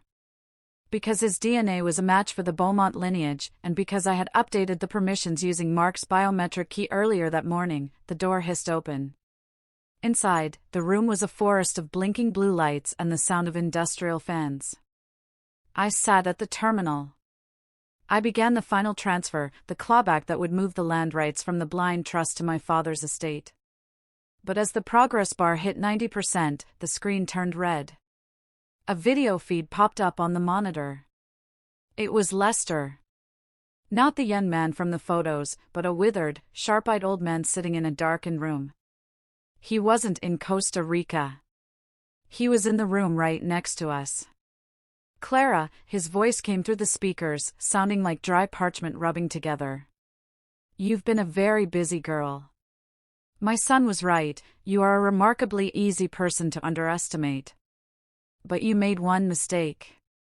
You brought a Beaumont back into my house." I looked at David. He looked as confused as I was. "You think David is the key to the trust?" Lester chuckled, a sound of pure malice. "The trust isn't tied to David. It's tied to the heartbeat of the patriarch. Me. And as long as I'm alive, you're just a guest in my foyer. But here's the clever bit, Clara. I've spent the last 10 years dying. This body is a shell. My heart is held together by a pacemaker that is currently synced to this server. If you complete that transfer," Lester continued, "the server will shut down to secure the data. And when the server shuts down, so does my heart. You'll be a murderer, Clara. A woman who killed an old man for a pile of dirt. How will that play in your righteous courtrooms?" I stared at the progress bar. 95%. It was the ultimate trap. Lester had turned himself into a biological kill switch. He was forcing me to choose between the legacy of my father and my own morality. He wanted me to be just like him, willing to kill to win. Silas reached for his weapon. "I'll find him, Clara. I'll stop him before the transfer finishes." "No," I said, my eyes fixed on the red screen. "That's what he wants. He wants a violent ending so he can go down as a victim of a hostile takeover." I looked at David. He was shaking, looking at the image of the father he had never known. "Is he really going to die?" David whispered. "Only if I play his game," I said. I didn't stop the transfer. But I didn't let it finish either. I opened a secondary command prompt. I didn't target the trust. I targeted the environmental sensors. Mark had spent millions building a Phoenix spill system. I rerouted the power from the server rack, not to the pacemaker, but to the ventilation system in the secret room where Lester was hiding. I flooded the room with fire suppressant gas. It wasn't lethal, but it would knock him out in seconds. And as long as he was unconscious, his heart rate would drop, triggering a medical emergency override in the server that would bypass his manual lock. The video feed showed Lester gasping, his eyes wide with a sudden, panicked realization. He tried to reach for a button, but his hands failed him. He slumped over in his chair. The progress bar hit 100%. The clawback was complete. The trust was dissolved. The land was mine. And Lester? Lester was alive, but he was no longer a ghost. He was just a man in a room, waiting for the police to arrive. I walked out of the server room. The morning sun was hitting the Davis Mountains, turning the peaks to gold. I felt a weight lift off my shoulders, not just the weight of the Beaumonts, but the weight of the 15 years I had spent living in their shadow. As we walked toward the helicopter, a final notification popped up on my phone. It was a message from Mark's lawyer. Mark had seen the news of the transfer. He knew it was over.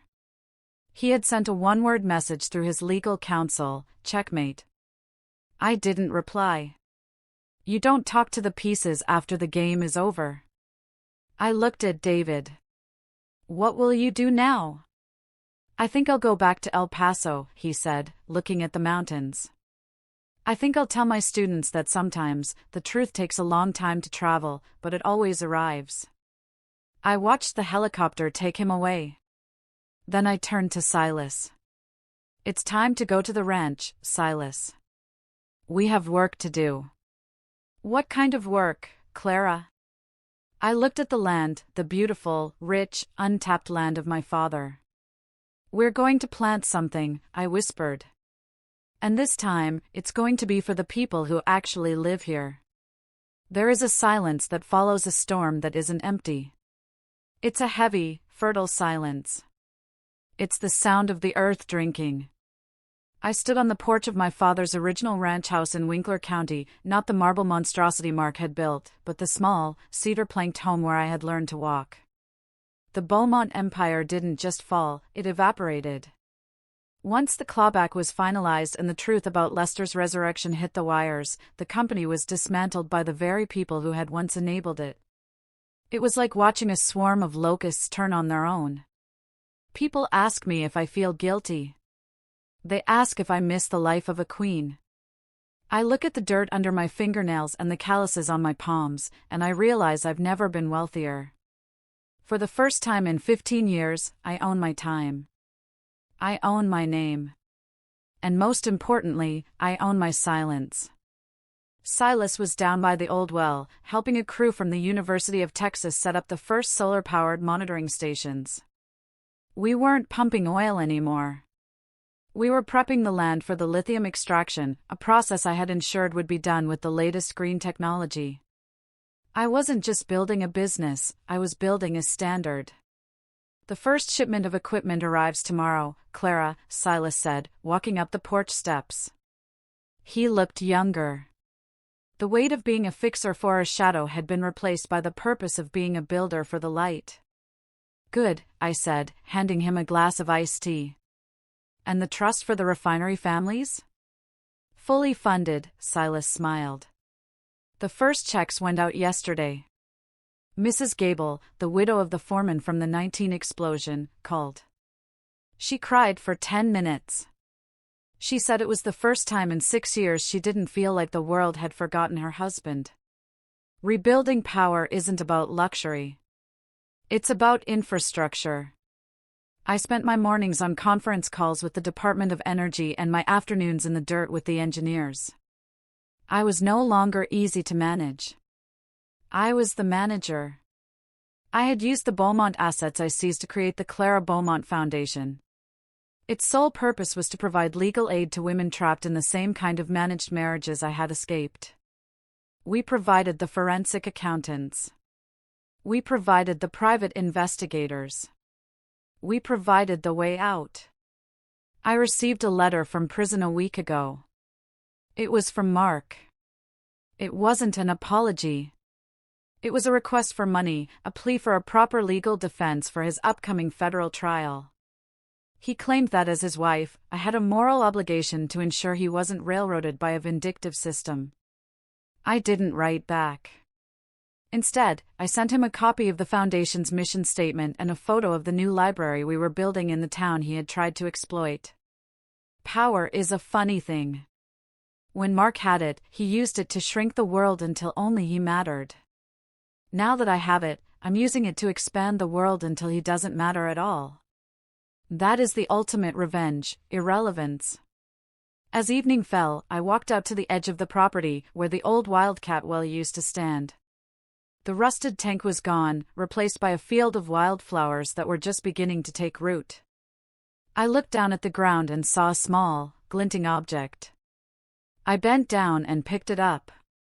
It was a silver cufflink. One of Mark's. It must have fallen off during his final, desperate attempt to reach the vault. I held it in my hand, feeling the cold weight of it. For a moment, I saw the ghost of the man I had loved. I saw the laughter at the dinner table. I saw the investment. And then, I did something I hadn't been able to do for 15 years. I let go. I didn't throw it in anger. I didn't bury it in hate. I simply opened my hand and let the wind take it into the tall grass. I realized then that I wasn't waiting for the ending of the story anymore. I was living in the sequel. I looked at the horizon. The Texas sky was a masterpiece of orange and violet. I realized that the shaming on Christmas Eve wasn't the tragedy of my life. It was the alarm clock. It was the moment I finally woke up to the fact that I was the one holding the keys to the kingdom all along. I walked back to the house. The lights were on, warm, inviting, and powered by the sun. Silas was gone for the night, and I was alone. But for the first time, alone didn't feel like lonely. It felt like uninterrupted. I sat at my father's old desk and opened a new ledger. I didn't write a black book. I wrote a plan for the next 20 years. But as I wrote, the phone rang. It was an international number. I picked it up. Clara, the voice was weak, but I recognized it instantly. It was the district attorney's daughter, Sarah. She was calling from an undisclosed location in Europe. I found something. Something Mark was hiding from even Lester. There's a second vault, Clara. And it's not in Texas. I leaned back in the chair, a slow smile spreading across my face. Tell me everything, Sarah, I whispered. I have plenty of time. They say that in Texas, the horizon is so flat you can see your future coming for 2 days before it arrives. For 15 years, I had been staring at that horizon, waiting for a storm I couldn't name. I thought the storm was my husband's temper, or his greed, or the suffocating weight of his expectations. I was wrong. The storm was me. I was the force of nature waiting to happen. I was the pressure building beneath the crust of a perfect life until the only thing left to do was erupt. Now, a year after that Christmas Eve dinner that changed everything, the dust has finally settled. The air is clear. And for the first time in my life, I can see the horizon for what it truly is, not a boundary, but a beginning. I am sitting in the library of the ranch house. On the wall where the portrait of Mark used to hang, there is now a simple, framed map of the Permian Basin from 1950. It's my father's original survey. It reminds me every day that while legacies can be stolen, the truth has a way of working itself back to the surface, like a stone in a well-tended field. Mark is currently serving the first year of a 30-year sentence in a federal penitentiary. Lester, the ghost patriarch, died in custody before his trial could even begin, his heart finally giving out when the life he had built on lies was laid bare for the world to see. Sarah is still somewhere in Europe, a nomad of her own making, sending me occasional fragments of information that I use to continue the cleanup. We aren't friends, but we are survivors of the same wreckage. That is enough. We have reached the end of our story. You've walked with me through the gala, the betrayal, the vault, and the rebirth. You've seen what happens when an easy-to-manage woman decides she's had enough. If this story has changed the way you look at your own life, if it has given you the courage to look at your own managed situation and see the exit, subscribe now. This is the final call. If you don't subscribe, I hope you carry the memory of Clara Beaumont as a warning. Go to the comments one last time and tell me, what is the one thing in your life you're ready to reclaim? People often ask me about the moral of the story. They want to know if the revenge was worth it. They want to know if I'm happy. Happiness is a fleeting thing, it's the sparkle on the water. Peace is what matters. Peace is the depth of the ocean. And I am finally at peace. The moral isn't that you should burn down the world of the people who hurt you. The moral is that you must never provide the matches they used to burn down yours. I spent 15 years handing Mark the fuel. I gave him my silence, my loyalty, and my law degree. I made myself small so he could feel large. True power isn't found in a bank account or a deed. It's found in the moment you realize that no one can take your value unless you give them the permission to price it. Mark priced me as a low-maintenance asset. He was a bad accountant. I look out the window at the lithium fields. We are breaking ground on the first community-owned processing plant next month. The town of Winkler is thriving. The schools are funded. The air is clean. This is the phoenix I chose to raise. Not a project built on environmental destruction, but a future built on restoration. To the woman sitting at a table tonight, feeling the cold sting of a husband's joke at her expense, to the man being told his dreams are overhead, to anyone being managed, minimized, or muted. Look at the horizon. It might look flat. It might look empty. But beneath your feet is $1 trillion worth of potential. You are the owner of your own land.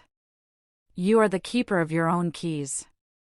My name is Clara Beaumont. I was once the best investment a man ever made. Now, I am the only investment that matters to me. I closed my ledger for the night. I walked to the fireplace and watched the embers glow. The house was quiet, but it wasn't empty. It was full of the future. I reached for the star I had pulled off the Christmas tree a year ago, the heavy gold one. I didn't put it back on a tree. I placed it on the mantle, right next to my father's compass. It doesn't represent wealth anymore. It represents the light that guided me out of the dark. The frost is back on the windows tonight. But inside, the fire is bright. And for the first time in my life, I am exactly where I am supposed to be.